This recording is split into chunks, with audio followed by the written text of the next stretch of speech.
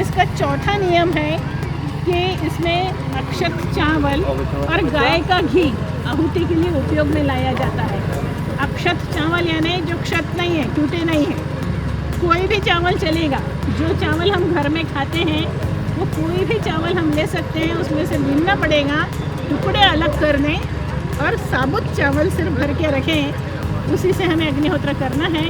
और जैसे ये घी है, 50 ग्राम घी है, ये इतना घी 1 महीने के लिए हमें काफ़ी होता है। घी की मात्रा ज़्यादा नहीं है, मात्रा है इस शीशी में उंगली डुबाएंगे, जो ज़रा सा बूंद भर घी हाथ में लगेगा वो उन चावलों में चुपड़ना है और उसके 2 हिस्से करने हैं, क्योंकि 2 आहुतियाँ देनी हैं। अब जो ये इसका चौथा नियम हो गया। वेदों ने, जो हमारे प्राचीन ग्रंथ हैं, उन्होंने बताया हुआ साधन है।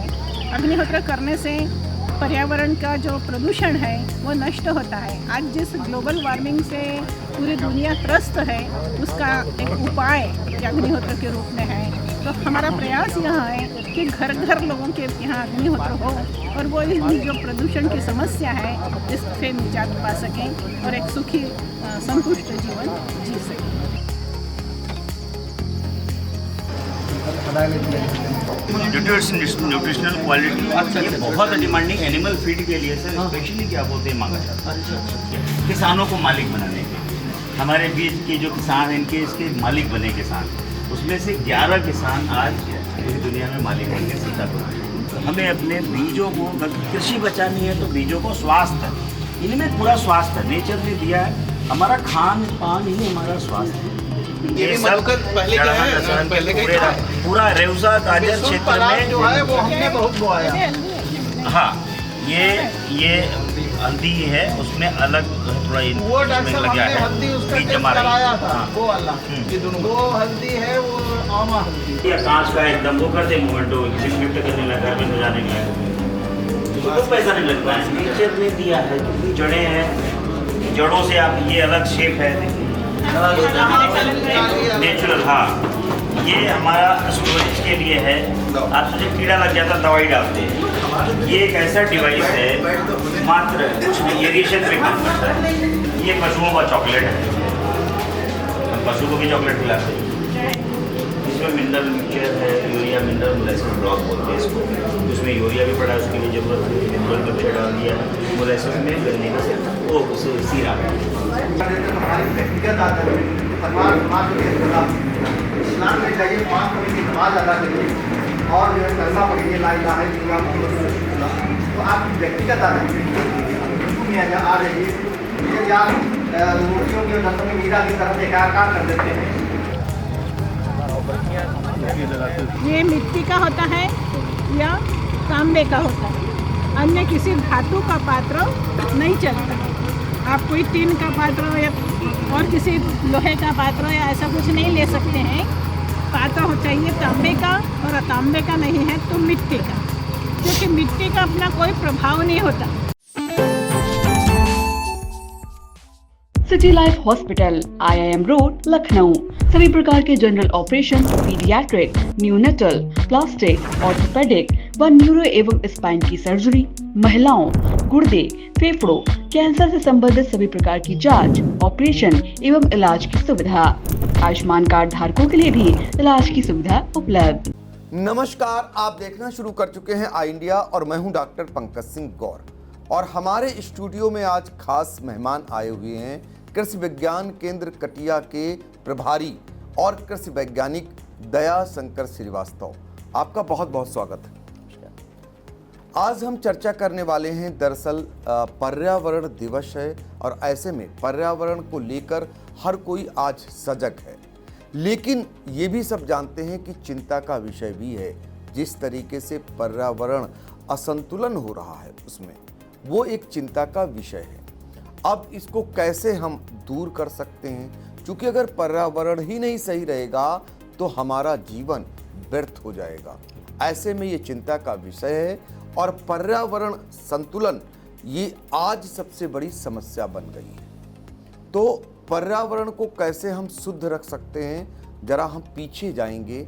जब हमारे ऋषि मुनि हुआ करते थे तब आप देखते होंगे लोगों की उम्र बहुत बड़ी होती थी, लोग अपना जीवन जीते थे। वो कैसे संभव होता था? क्योंकि पर्यावरण शुद्ध रहता था। इसके पीछे उस समय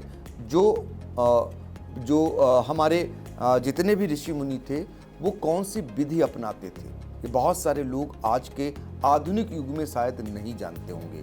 लेकिन आई इंडिया आज आपको बताने भी जा रहा है और सीतापुर में इस विधि का जो प्रदर्शन हुआ है वो भी आपको आई इंडिया के स्क्रीन पर दिखाएगा। ये दरअसल जो आप देख रहे होंगे आई इंडिया के स्क्रीन पर, ये अग्निहोत्र है। ये ऋषि मुनियों के ज़माने में अग्निहोत्र से जो प्राकृतिक पर्यावरण है उसको शुद्ध करने की ये पुरानी विधि है। अब इसे फिर से एक बार लोग अपने जीवन में लाने का प्रयास कर रहे हैं। ये प्रयास कृषि वैज्ञानिक केंद्र कटिया में होता हुआ आपको दिखाई दे रहा है और इसको लेकर एक बड़ा कार्यक्रम आयोजित हुआ जिसमें आपको बता दें बहुत बड़ी शख्सियत ने भाग लिया और बहुत सारे गोपालक, बहुत सारे ऐसे किसानों ने भाग लेकर के इस प्रशिक्षण को अपने जीवन में अपनाने का, यहाँ से जब प्रशिक्षित हुए उसे उसके बाद अपने जीवन में अपनाने के लिए भी कटिबद्ध हुए। तो इसमें जो शख्सियत आई थी जिन्होंने बताया कि ये अग्निहोत्र है क्या, इससे क्या फ़ायदे हैं, कैसे ऋषि मुनि इसको अपनाकर कैसे जो है पर्यावरण को शुद्ध करने की ये पुरानी विधि अपनाते थे और फिर उससे पर्यावरण शुद्ध रहता था। आज स्थिति क्या है? अभी आपने देखा नौतपा को लेकर डेटें फिक्स कर दी गई और ये कहा गया कि इस तारीख से लेकर इस तारीख तक नौतपा आएगा, लेकिन नहीं आया तो इसके दूरगामी परिणाम बहुत ही चिंताजनक होने वाले हैं। सभी जानते हैं जब नौतपा नहीं आया तो जो बरसात है उसका भी असंतुलन बिगड़ जाएगा और जब पानी नहीं गिरेगा तो आगे चलकर उसका कितना खामियाजा हम आप सब भुगतेंगे ये तो आपको भी पता होगा। तो चलिए बिना देरी किए हम आपको बताते हैं ये अग्निहोत्र को लेकर जो प्रशिक्षण हुआ है उसको प्रशिक्षण देने के लिए माधव आश्रम भोपाल की संचालिका एवं अंतर्राष्ट्रीय ख्याति लब्ध आध्यात्मिक मार्गदर्शिका नलिनी माधव जी आई हुई थी। उनको भी हम आपको पहले सुना देते हैं और फिर चर्चा को आगे बढ़ाते हैं। तो आपने सुना नलिनी माधव जी को, अब हम चर्चा को आगे बढ़ाते हैं। जो ये प्रशिक्षण दिया गया ये क्यों अनिवार्य है आपके जीवन में और कैसे इससे हम प्राकृतिक जो है वो उसे शुद्ध रख सकते हैं। तो हमारे साथ डॉक्टर दयाशंकर श्रीवास्तव जी हैं। आपसे जानना चाहेंगे आपके कृषि विज्ञान केंद्र में या आप लोगों ने प्रशिक्षण दिलाया और इसी परंपरा में कैसे हम वातावरण को शुद्ध रखते थे उसको बताया, क्या फायदे हैं इसके और क्या क्या आपने कार्यक्रम आयोजित किया? जी बिल्कुल, कृषि विज्ञान केंद्र का ये प्रयास था कि कैसे हम किसान साथियों को यह बात समझा सके कि अपने परिवेश को कैसे साफ़ सुथरा रखना है। मैं सीधी भाषा में अगर कहूँ तो पहले हमारे यहाँ जब कहते थे कि घर में माता आई हैं, यानी जब छोटी माता बड़ी माता चिकन पॉक्स जो है बीमारियाँ होती थी तो घर को साफ़ सुथरा रखा जाता था, उस पेशेंट को किनारे कर दिया जाता था और नीम की पत्ती और लोहबान वगैरह का धुआं जो है किया जाता था। इसका कारण यह था कि वायरस इन्फेक्शन एंट्री न कर पाए। जूता चप्पल हम बाहर रखते थे, अंदर जाने प्रवेश करने वाला बड़ा सादगी से, यानी कुल मिलाकर कहें बीमारी इन्फेक्शंस को बढ़ाने के लिए प्रिवेंशन बहुत ज़रूरी था। और उस प्रिवेंशन के लिए पूर्व में भी हमारे पास कोई ऐसी वैक्सीन नहीं थी, तो हम इस तरह की विधियों होमा कृषि को अपनाते थे और साफ सुथरा रखते थे। जिस घर में जैसे रसोई में हम जाते हैं तो चप्पल उतार के जाते, घर में हम प्रवेश करते हैं तो पहले पैर धुल करके जाते हैं कि बाहर की बीमारी अंदर ना जाए। खेतों में भी वही प्रक्रिया है और वही बाहर वातावरण में है। लेकिन एक दूसरी समस्या जो पनप रही है कि जो पर्यावरण में बहुत सारे हमारा जो पर्यावरण नष्ट हो रहा है, यानी जंगल कट रहे हैं, जो आप पेस्टिसाइड का उपयोग हो रहा है, तो हमारे शत्रु कीट बहुत आ जा रहे हैं। दुश्मन कीड़ों के वातावरण में जो सूक्ष्म जीव हैं बहुत पनप रहे हैं, इनको शांत करना, इनको कंट्रोल करना बहुत आवश्यक है। तो ये अग्निहोत्र जो विधा है इसमें स्पेशली ये सूर्योदय और सूर्यास्त के समय किया जाता है और इसके बहुत अच्छे परिणाम हैं सार्थक। आप बात करें कि इसमें क्या है कि हवन जैसे हम एक तरह से करते हैं और स्पेशली इसका मंत्रोच्चार है और उस मंत्रोच्चार के बाद जैसे वीडियोस में आप देख सकते हैं, एक जब हम करते हैं तो हमारे यहाँ पॉजिटिव एनर्जी का संचार होता है। हम ऐसी कल्पना करते हैं कि ऐसी ऊर्जा निकल रही है और ऊर्जा जो है हमारी विपत्तियों को हरने का काम कर रही है और एक समाज में एक बड़ा अच्छा वातावरण मिलता है। और ये जो जहाँ जहाँ इसका धुएं जो है जब जाते हैं, लौ जहाँ जाती है वो पर्यावरण को शुद्ध करती है, यानी जो जहरीले जो है सूक्ष्म जीव हैं वो नष्ट हो जाते हैं। तो हमारा प्रयास रहता है कि अगर सुबह शाम जो है इस विधा को केवल अपनाया जाए, आप देखेंगे कि आपका कृषि का उत्पादन भी बढ़ेगा और हमारी बीमारियां भी नष्ट होंगी। तो ये एक छोटी सी परम विधा है, अगर इसको किसान भाई अपनाए तो निश्चित तौर पे उसको पर्यावरण से बहुत फ़ायदा होगा और उसका कृषि उत्पादन भी बढ़ेगा। इसी को लेकर के एक प्रयास किया गया था कि विभिन्न विकास खंडों के हमने किसानों को आह्वान किया था और सब लोगों में मिल करके अग्निहोत्र कृषि की विधा को जाना, समझा और ये प्रण किया कि आने वाले समय में लोगों को ज़्यादा से ज़्यादा हम पर्यावरण को स्वच्छ रखने में अपना योगदान देंगे। बिल्कुल दया जी, मेरा सवाल इसी से और जुड़ा हुआ है। मैं देख रहा था जो नलिनी माधव जी आई हुई थी वो बता रही थी इसकी विधि, मिट्टी के उसमें अग्निहोत्र कैसे करते हैं, फिर वो लकड़ियां कौन सी होती, जरा लोगों को बताइए। आपने बताया कि सुबह शाम इसे करना बिल्कुल चाहिए। जो सूर्योदय और सूर्यास्त का समय होता है और ये एग्जैक्टली आपको पता चल जाएगा, वेबसाइट पे आपको मिलता है। दूसरी बात, पात्र की विशेषता है, पात्र बहुत ही इम्पॉर्टेंट है, किसी भी पात्र में नहीं करते हैं। स्पेशली इसके लिए कहा गया है गोबर के उपले, गाय के गोबर, देसी जो गाय के गोबर होते हैं, देसी गाय का जो हमारा शरीर, क्यों देसी गायों को बार बार कहा जाता है, स्पेशली हम देखें देसी गाय की हमारी और जो विदेशी गायें हैं उसमें भिन्नता क्या है। आप देखेंगे हमारी गायों में कुबड़ एक जो शेप होता है, सींग आप देखेंगे, दूसरा ललरी, ये 3 पेक्यूलियर कैरेक्टर्स आपको मिलेंगे जो कि हमारी जो वेव्स है, जो सूरज की किरणें हैं, जो उसके अंदर र्यूमेंस हैं, तो बहुत सारे सूक्ष्म जीवाणु का विकास करती है। यह एक ऐसी प्रक्रिया है कि इसको विज्ञान को समझना होगा और उसके बाद जो उनके पेटों से र्यूमेंस, यानी जो बेनिफिशियल जो है उनकी ज़्यादा संख्या होती है उनके गोबर में और हार्मफुल कम होंगे, तो डेफिनेटली जो है उनका जो गोबर होगा जब हम खेतों में खाद बना के इस्तेमाल करेंगे तो बहुत सारे सूक्ष्म जीव, मित्र जीव जो है हमारे यहाँ जाएंगे, तो ज़्यादा से ज़्यादा फसल उत्पादन बढ़ेगा, बीमारियाँ कम होंगी।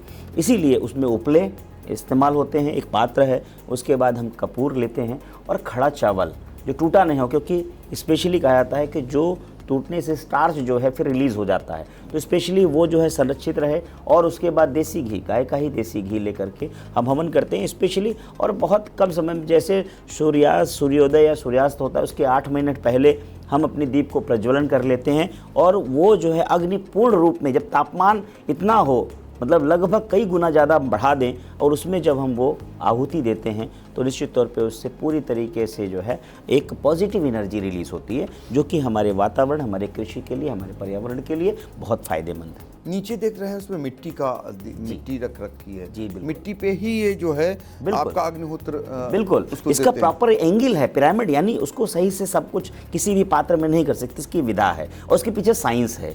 तो इस साइंस को भी समझना पड़ेगा। कोई भी किसी आसन में कहा जाता है कि आपको बैठने के लिए आसन जो कहा जाता है, किस दिशा में आपको बैठना, तो इन सबका बड़ा महात्म है और पूरा प्लैनेट साइंस जो विज्ञान है, इस विज्ञान को हमको जोड़ के समझना पड़ेगा कि किस दिशा में रह के क्या कार्य करने हैं आपको। वास्तु भी यह बात बताती है, तो इसलिए इस विज्ञान का हमारे कृषि विज्ञान से बड़ा संबंध है। हम एक छोटी सी बात आप सबको, दर्शकों को बताना चाहते हैं कि हम जनरली एक मानते हैं कि पूर्णिमा और अमावस्या के समय आपने देखा होगा कि जब चंद्रमा की स्थिति 15 दिन एक अच्छी होती है, यानी फुल मून की स्थिति होने लगती है और अमावस्या के दिन घटने लगती है, तो आप बीज का अगर आप बोने जा रहे हैं तो चंद्रमा जल का कारक है और जैसे जैसे फुल मून की अवस्था आती है, यानी पूर्णिमा आने लगता है, जल जमीन से ऊपर आने लगता है और जब आप उसमें शोइंग करेंगे तो जमाव अच्छा होगा जी। यह एक ऐसी विधा है जिसको कि हमारे ऋषि मुनियों ने पहले से उस कृषि को जोड़ रखा था कि बीज की जब बुआई करते थे। इतना बड़ा साइंस है, इस साइंस को हमें समझना होगा।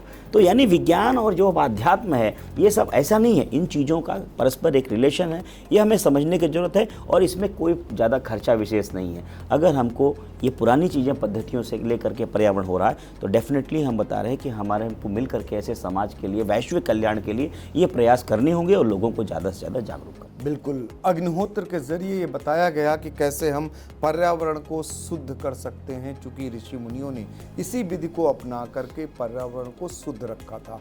अब मैं आगे बढ़ूंगा और आपसे ये जानने का प्रयास करूंगा कि अभी आप देख रहे होंगे तमाम समाचार पत्रों में, तमाम सोशल मीडिया पे नौतपा को लेकर के एक अलार्म आया कि नौतपा आने वाला है, सावधान हो जाएं, इतना तापमान बढ़ जाएगा। लोग उसको लेकर एहतियात बरतने लगे, लेकिन नौतपा नहीं आया। तो ये इसका क्या दुष्परिणाम आगे पड़ेगा? बिल्कुल, अब ये हमारे सभी दर्शकों को मैं बताना चाहूँगा कि आप देखिए कि नौतपा एक ऐसी प्राकृतिक विधा है, प्रकृति अपने रूप में अपने अनुसार संतुलन क्रिएट कर देती है। यानी असंतुलन अगर आपने किया तो उसको संतुलन करने के लिए ये बीच बीच में समय समय पे अपने इंडिकेशंस देती है। नौतपा उसी का एक रूप है कि एक राइज होना, ताकि जनसंख्या किसी का असंतुलन ना होने पाए। जैसे उदाहरण कैसे, सांपों की संख्या, अगर क्या हो सांपों की संख्या बढ़ रही है किसी कारण से, तो ऐसे टेम्परेचर में उनके जो प्रजनन है वो भी बाधित हो, चूहों की संख्या ना बढ़ पाए।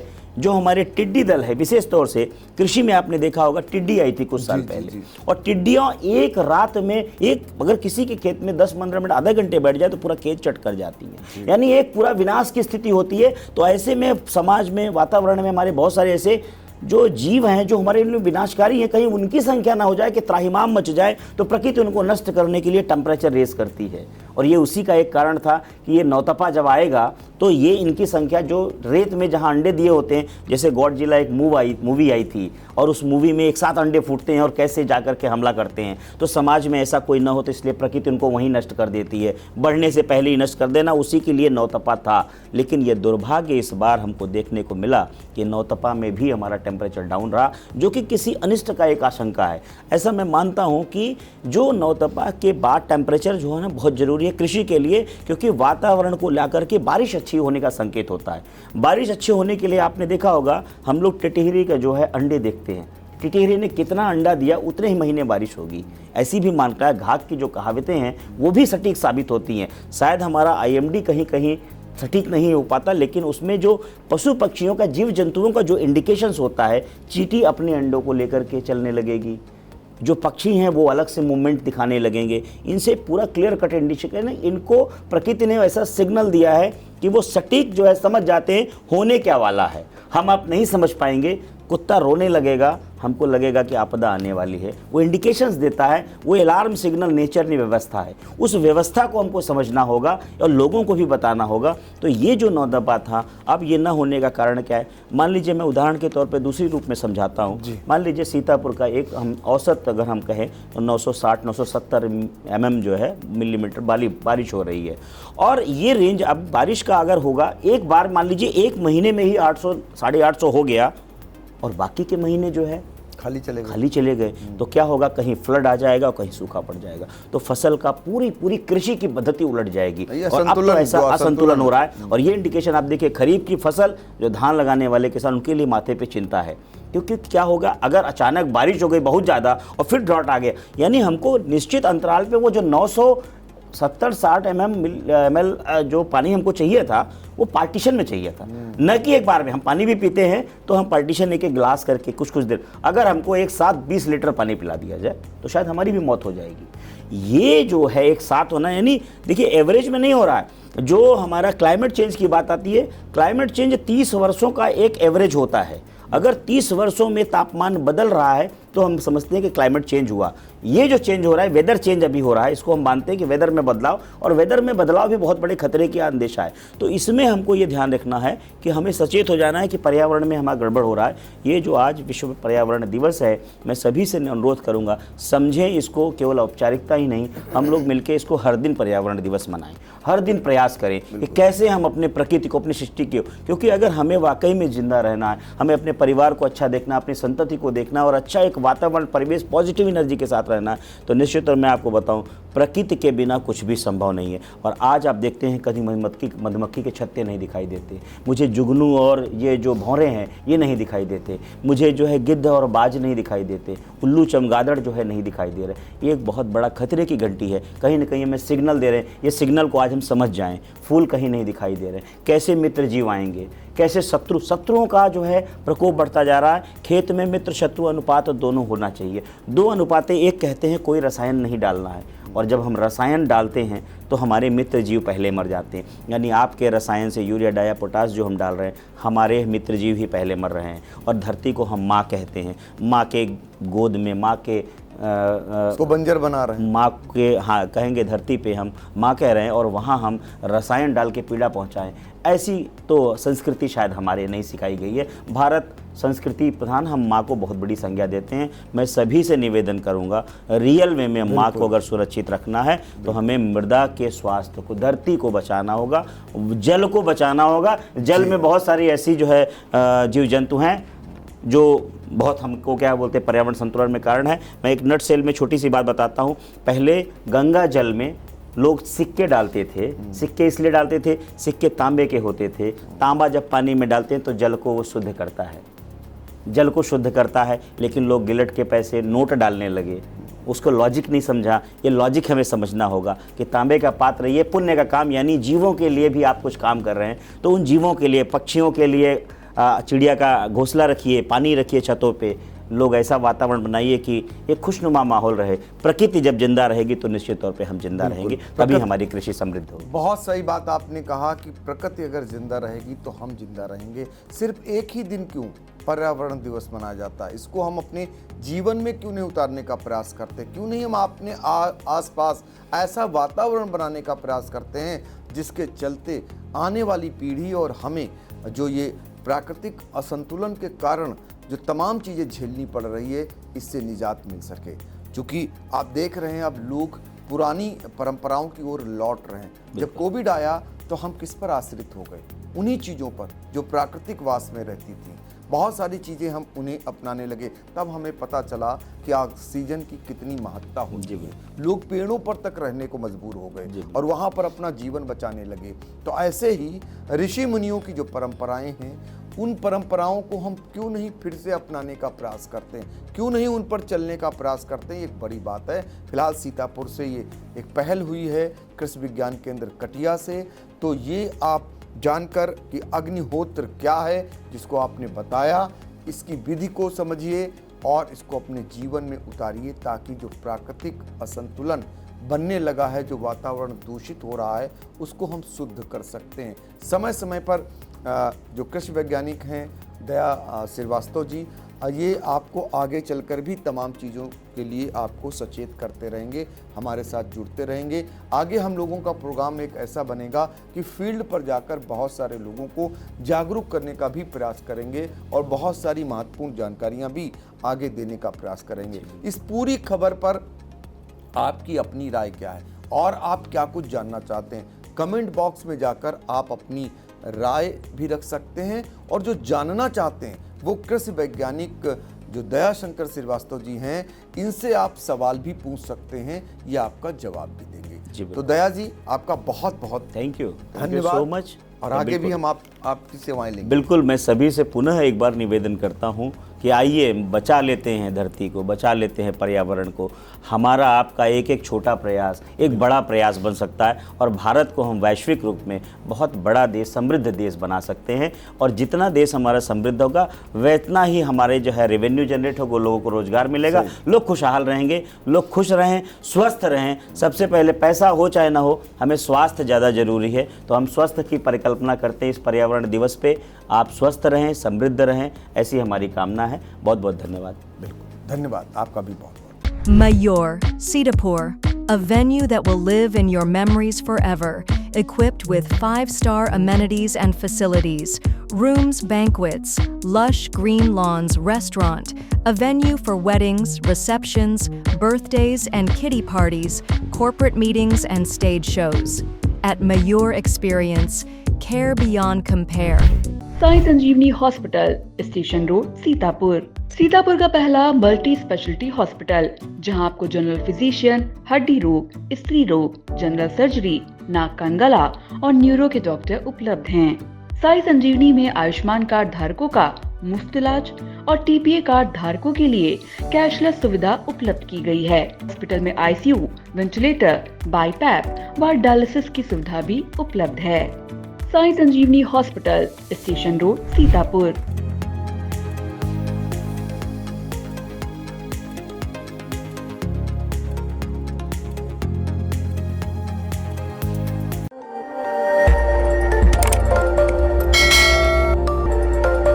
खबर आपकी, नजर हमारी। देखते रहिए आई इंडिया।